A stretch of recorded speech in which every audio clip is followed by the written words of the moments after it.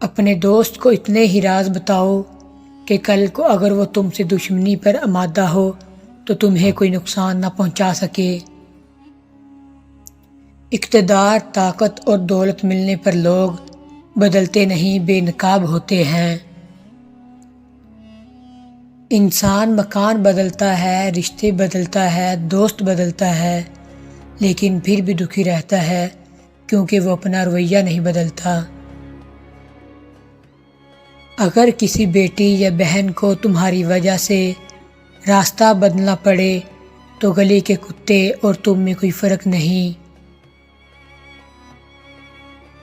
جس شخص کے دشمن نہ ہو اور سب دوست ہوں اس جیسا کوئی منافق نہیں، کیونکہ دشمن اس کے ہوتے ہیں جو حق کی بات کہتا ہے۔